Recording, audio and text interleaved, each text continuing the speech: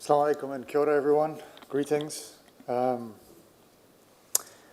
It's interesting because about 7 years ago in the past, around now, which is 11:46, I would be walking around the prison yard doing laps, thinking to myself, would I ever be able to redeem myself? Would I ever be able to enter back into society and become someone who I am proud of?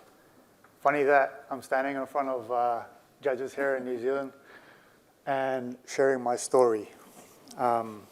Shout out to my 18-year-old self.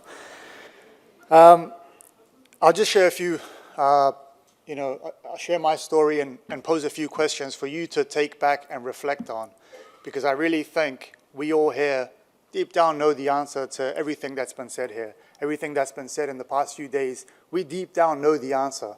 We just need to put in the work. So I'll pose a few questions for you throughout my talk. Please take some time in your own time, reflect, and see where you need to put in the work. So when we first came to New Zealand, touched down in Auckland City, it was very green, felt like I was in heaven. Coming from a place like Pakistan, it's a beautiful country, but not that green. It was raining, and to us, rain was a privilege because we didn't really experience much rain in Pakistan. I know now, living 20 years into the future, rain can be a little bit too much sometimes, but at the time, it was heaven. 9/11 happened about a month after I came to New Zealand, and that was a little bit of a wake-up call. Yet I was still young to really understand the effects of 9/11 on me and my people of Muslim and people who look Muslim. Migrants in general, to be honest with you.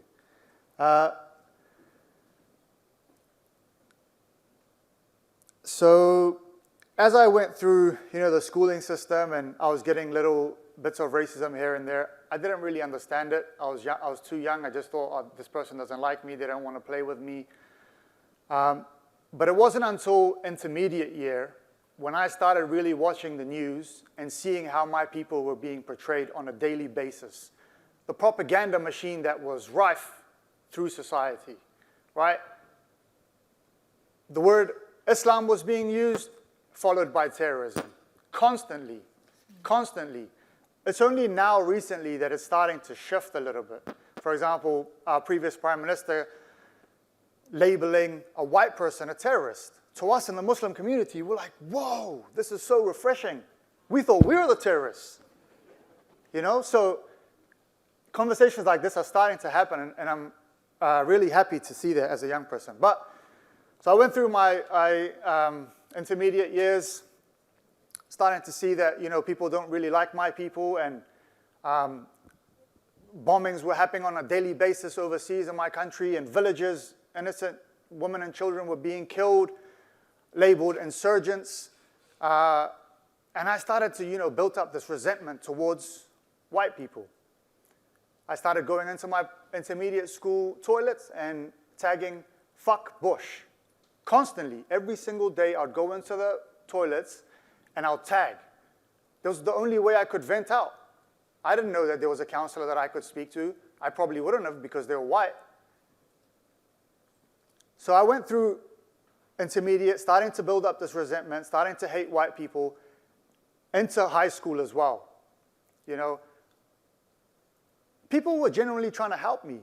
Like, I had some white teachers who were genuinely trying to help me, but because I was so enraged with resentment and the bias that I had built up towards white people, even if a white person wanted to help me, I was like, fuck, this person deep down has something against me, and they're just trying to plot something.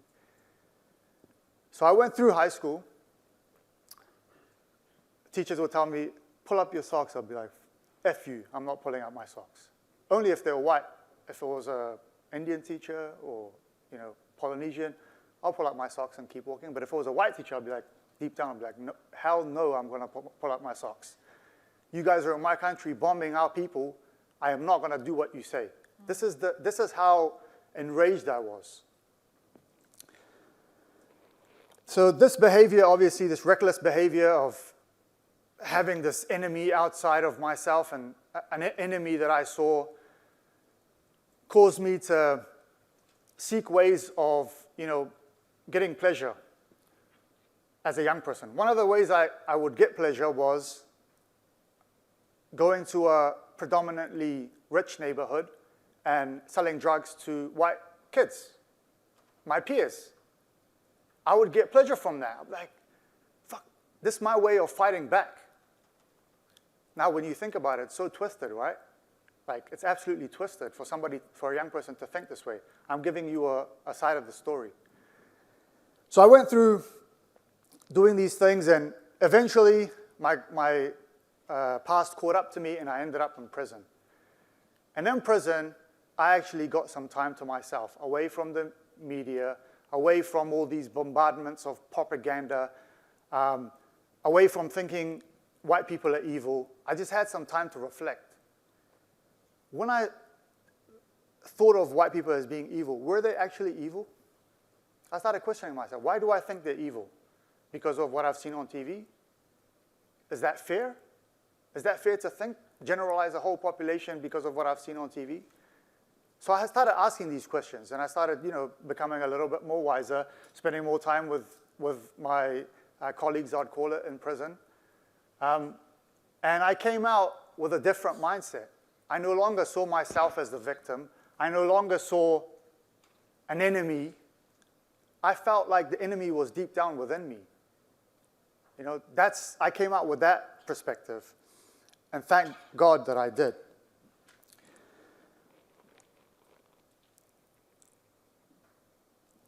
Went to university. Actually, while I was in prison, I decided that I wanted to go to uni and really change who I was as a person and change my perspective. So when I went to university, I got exposed to the different groups that were out there, started interacting with more white people, had more white friends, and confirmed that the bias that I had developed for myself wasn't actually true. And my life actually started to change. And then March 15 happened. And I was like, fuck, 4 years, I tried to go against this bias. I went and I met with people. I tried to fight against this, resentment that I had. And this person comes and murders 51 of my community. 2 young people, 14 and 16 at the time, who I had the privilege of mentoring, they were murdered. And I'm just thinking to myself, like, fuck, should I just go back down the path of just, generalizing? And I didn't. I reflected on it, and I reflected on it, and I realized one person's action does not reflect the majority of people here. And I genuinely believe that. I genuinely believe that we all here that we all born good, right? And my faith teaches me this, that every human being is born good. When we go through life, we start to develop biases and we start to pick up these narratives, and without thinking, we start judging and we start generalizing. So we really need to look deep down within us, find out what we're biased against, write it down, research about it. Is it true? If it's not, find ways of letting it go. A way of letting it go, a clear way of letting it go, is immersing yourself in your bias. Right? If you think Muslims are a potential threat because you've been propagandized that way, and I won't be surprised if you have, honestly. And it's fine. It's okay, because we've been programmed that way. It's not your fault. It's genuinely not your fault. So just immerse yourself into the community, serve the community, go into volunteering activities, find out the people that you have a bias towards, and really figure it out. Is your bias true? Does it have any truth? Thank you.